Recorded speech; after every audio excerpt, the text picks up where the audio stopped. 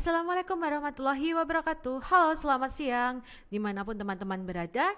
Kembali lagi bersama saya di mata kuliah Practical Advanced Counting. Baik, kemarin kita sudah berdiskusi ya teman-teman terkait dengan penyetoran dalam bentuk kas maupun non-kas. Nah, sekarang kita masih membahas terkait dengan persekutuan, tetapi kita membahasnya adalah apabila ada anggota yang memiliki kemampuan lebih di dalam modal ini, bagaimana cara perhitungan dan pencatatannya dengan menggunakan metode bonus maupun goodwill, teman-teman di sini. Nah, kita langsung saja masuk ke contoh yang pertama, yaitu kasus penyetoran modal berupa kas. Di sini kita adalah mencatatnya dengan menggunakan metode bonus di sini. Nah, kita lihat di sini ada Ega dan Anita, di mana mereka adalah sepakat untuk mendirikan CV dengan namanya CV Amanda. Sebagai setoran awal, masing-masing menyetorkan Ega 240 juta, kemudian si Anita sebesar 200 juta. Nah, kita lihat di sini teman-teman bahwa yang disetorkan Ega itu lebih besar dibandingkan Anita. Ega 240 juta, Anita 200 juta, selisih 40 juta. Nah, bagaimana apabila pengakuan setoran modal awal dengan menggunakan metode bonus maupun goodwill? Ya, kita lanjutkan. Nah, kita bikin jurnalnya terlebih dahulu ya. Kita contoh untuk penyetoran yang dilakukan oleh Ega. Nah, berarti kas kita catat di debit 240 juta, modal Ega di kredit 240 juta. Nah, selanjutnya kalau kita akan mencatat jurnal untuk setoran modal awalnya Anita, maka kas di debit 200 juta, modal Anita di kredit 200 juta. Nah, selanjutnya kita akan menghitung jika dengan menggunakan bonus ya teman-teman. Apabila ketika pendirian persekutuan di awal itu tidak ada kesepakatan proporsi pengakuan modalnya, maka dengan menggunakan metode bonus itu maka dibagi rata. Di sini yang saya garis bawahi adalah dibagi rata. Dalam artian bukan dibagi dua ya teman-teman, tetapi tergantung. Di dalam persekutuan tersebut itu ada 2 anggota, 3 anggota. Nah, itu adalah dibagi rata. Misalkan pada contoh ini, teman-teman tadi pada kasus ini, Ega 240 juta, Anita 200 juta. Totalnya adalah 440 juta. Nah, karena di awal tadi tidak ada kesepakatan pengakuan proporsi modal di awal, maka 440 juta ini maka kita bagi rata. Berarti Ega dapat 220 juta, Anita dapat 220 juta. Dibagi rata. Kebetulan di dalam contoh kasus ini persekutuan di sini CV Amanda ini terdiri dari 2 anggota. Nah, maka besarnya bonus yang diperoleh si Anita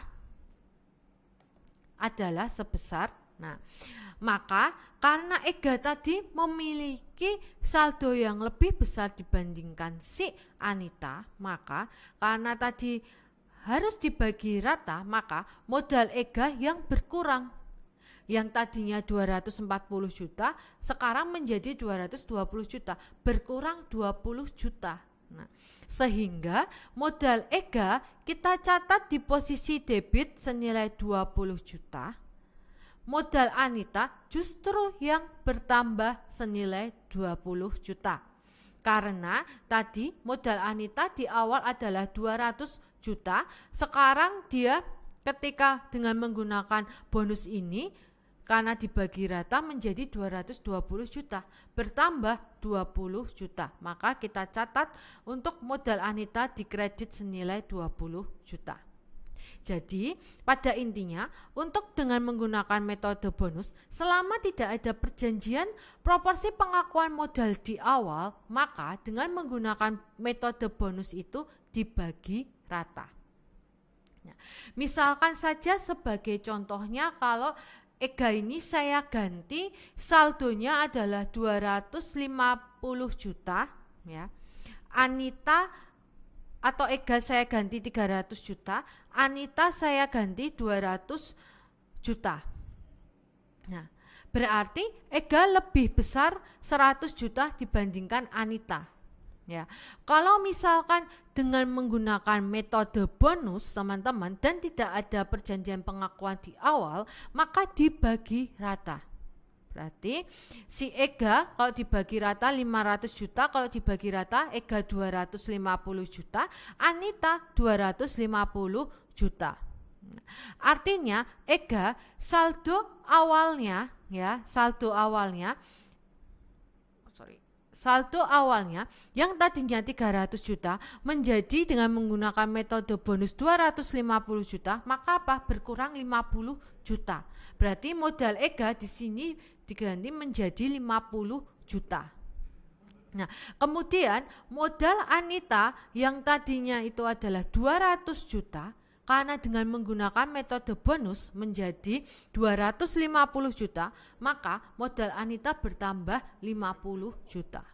Dicatat di kredit. Begitu teman-teman, itu untuk yang menggunakan metode bonus. Nah, sekarang kita masuk ke metode yang menggunakan goodwill ya teman-teman. Nah, untuk menggunakan metode goodwill ini, anggota yang memiliki kemampuan lebih itu memberikan sebagian ke anggota yang memiliki modal yang lebih kecil. Nah, kita ambil contohnya Ega dan Anita.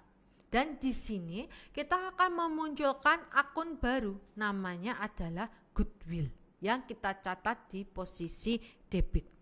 Di contoh soal Ega dan Anita tadi, bahwa Ega itu memiliki kemampuan lebih 40 juta modalnya dibandingkan dengan Anita.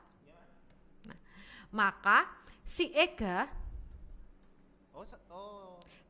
akan memberikan 40 juta ke si Anita ya teman-teman, karena kita lihat selisihnya di sini adalah 40 juta. Maka jurnalnya adalah goodwill di debit 40 juta, modal Anita di kredit 40 juta. Sebagai contoh yang kedua tadi, ketika Ega memiliki saldo modal 300 juta, Anita 200 juta. Berarti Ega memiliki kemampuan lebih 100 juta dibandingkan Anita. Selisihnya. Maka dengan menggunakan metode goodwill, maka kita mencatat goodwill di debit senilai 100 juta, modal Anita di kredit senilai 100 juta. Nah, gitu ya teman-teman. Jadi perbedaannya untuk goodwill ini adalah kita langsung menghitungnya adalah selisihnya dan memunculkan akun baru, namanya adalah goodwill.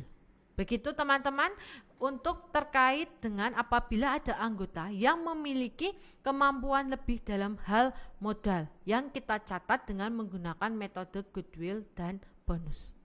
Sampai bertemu lagi di pertemuan selanjutnya dengan kasus yang berbeda.